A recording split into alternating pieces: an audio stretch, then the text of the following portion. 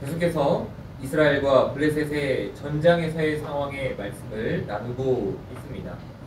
요나단이 자신의 시종과 함께 블레셋과 전투를 하고 있는 상황이었습니다. 하나님께서 주도하시는 전쟁임을 믿고 할례 없는 자들을 싸워 이겨나가고 있는 상황이었지요. 멀리서 블레셋 사람들이 이리저리 도망다니는 모습을 본 사울은 현재 누가 자리에 없는지 이들을 점호하게 합니다. 찾아보도록 명령하는 것이죠.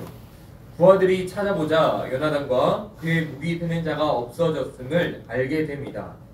사울은 제사장인 아히야에게 하나님의 궤를 가져오라 라고 말합니다.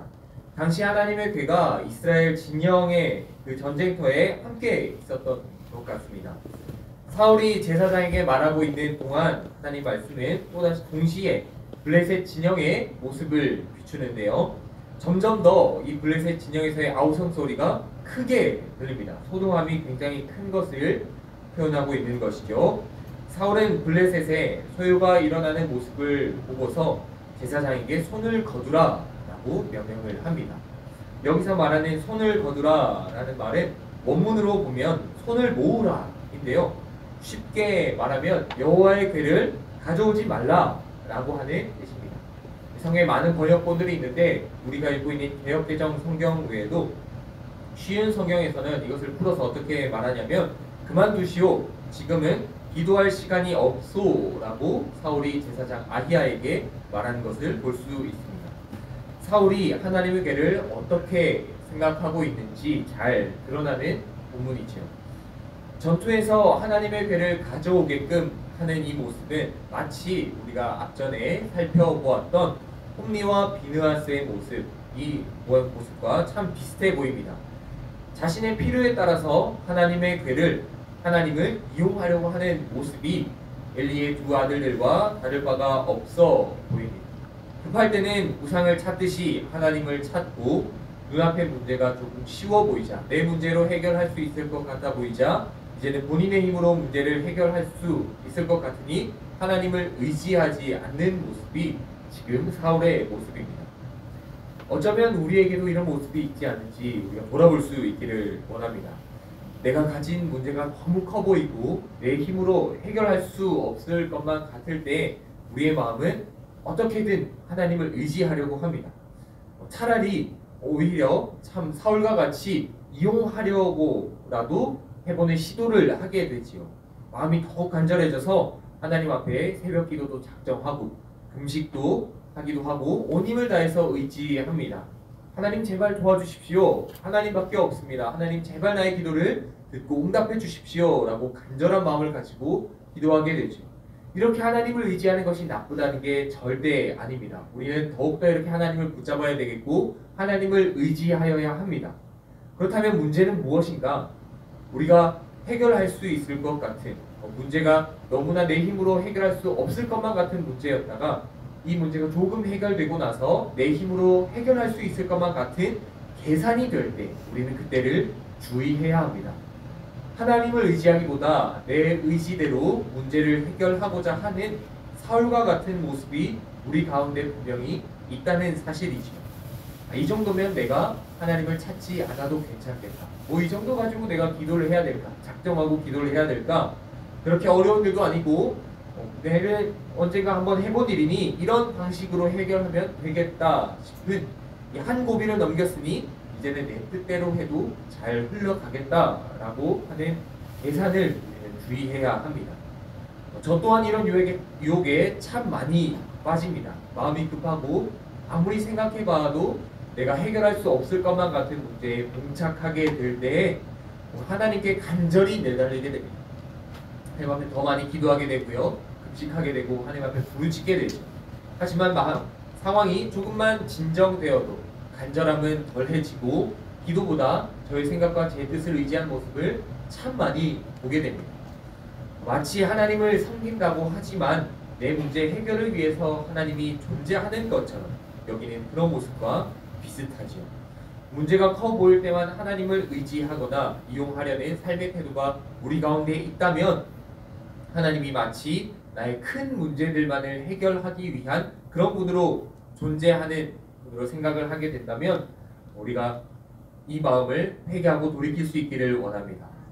그럴 때만 사울이 법궤를 찾듯이 하나님을 이용하고 있었다면, 그런 것처럼 우리의 마음 또한 사울처럼 하나님을 이용하고 있었다면 이제는 삶의 세밀한 부분까지 모두 하나님께 의지하고 믿을 수 있는 우리 성도님들 되시기를 주님의 이름으로 간절히 소망합니다. 이 문제의 시작부터 해결까지 우리는 하나님을 의지해야 함을 바라보았는데요. 이제 사울은 이길 수 있을 것만 같은 생각에 싸움터로 달려나갑니다. 전장에 가보니 이 블레셋 군인들이, 적군들이 서로 칼을 뽑아들고 자기네들끼리 칼을 휘두르고 있었습니다. 싸우고 있었지요. 심지어는 블레셋 사람들에 의해서 전쟁터에 끌려 나온, 강제로 모이게 된 히브리 사람들도 사울과 요나단과 합류하여서 그들에게 힘을 실어줍니다.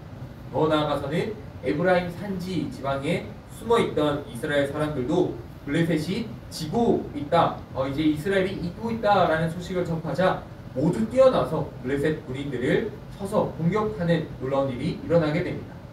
그리고 23절 본문의 마무리되는 부분에서는 이번 전투를 평가하면서 하나님께서 이스라엘을 구원해 주셨음을, 전쟁 지역이 베다웬 지역을 넘어가게 될 정도로 진행되었다라고 하면서 본문 말씀이 마무리되고 있습니다. 하나님께서는 이 본문 말씀을 통하여서 요나단과 사울의 반응을 대조하시면서 우리에게 말씀하고 계십니다. 요나단은 용기를 내어 이길 수 없을 것만 같은 적진으로 뛰어들어갑니다. 목숨을 잃을 수도 있는 전쟁터에서 하나님이 우리를 도우시면 우리는 승리할 수 있다. 군대의 수가, 이 군대의 승리가, 전쟁의 승리가 많고 적은 것에 달려있지 않다. 그것이 승패 기준이 아니다 라고 하는 믿음으로, 확신으로 그것을 고백하며 하나님을 의지하면서 뛰쳐나갑니다. 반나절을 20명 가까이 되는 사람들을 쓰러뜨리면서 이스라엘의 승리를 주도해 갑니다. 사울과 이스라엘 앞에 놓여진 문제는 아무리 잘 싸운다 한들 이길 수 없는 싸움이었습니다. 몇백 명에 불과한 이스라엘 사람들과 몇만이 넘는 이 블레셋 사람들의 전투는 아무리 이 사람들이 싸움을 잘한다 하여도 대충 계산해 보아도 한 명당 100명씩을 쓰러뜨려야 하는 놀라운 이런 초인적인 힘을 발휘해야 하는 싸움이었음에도 불구하고 이 이스라엘 앞에서 블레셋은 이리저리 흩어지게 됩니다.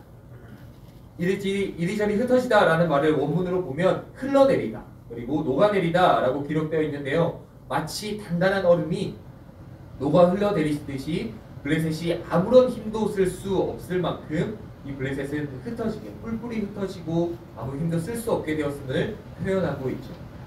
불가능해 보이던 전투에서 승리할 수 있었던 유일한 원인은 23절이었습니다. 여호와께서 그날에 이스라엘을 구원하심으로 전쟁이 베다웬을 지나니라. 여기서 주어는 분명합니다. 하나님께서, 여호와께서 이스라엘을 구원하셨습니다.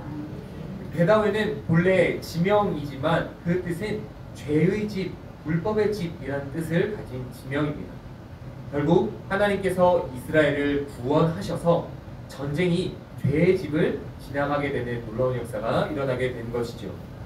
바꿔서 말하면 하나님께서 그날의 택하신 백성, 이스라엘과 같이 택하신 백성, 우리와 같은 사람들을 구원하심으로 이 전쟁이 죄의 집을 지나니라 라는 말로 바꿔 말할 수 있겠습니다. 아무리 큰 문제가 우리 앞에 있다 한들 내가 도저히 이길 수 없을 것만 같은 나의 상황들과 또한 내가 반복적으로 짓는 그런 죄들을 하나님이 구원하심으로 이길 수 있게 되었다. 하나님이 구원하심으로 이 죄와의 전쟁에서 이길 수 있게 되었다라고 고백하고 있는 것이지요. 우리 모든 문제의 해결은 오직 하나님께만 해답이 있다는 것을 우리 성도님들은 기억하시길 바랍니다. 무엇보다 가장 큰 문제, 우리 안에 있는 가장 큰 문제는 나 자신의 싸움과 내 안에 있는 죄와의 싸움인 것을 기억하시면서 이 죄와의 싸움, 전투는 오직 하나님이 인도하셔야만, 하나님이 주도하셔야만 승리할 수 있음을 꼭 기억하시길 바랍니다. 이 온 생명 축제를 준비하면서 우리 앞에 문제처럼 보이는 마치 블레셋과 같이 아주 어마어마하게 큰 문제와 같은 사람들이 분명히 있습니다.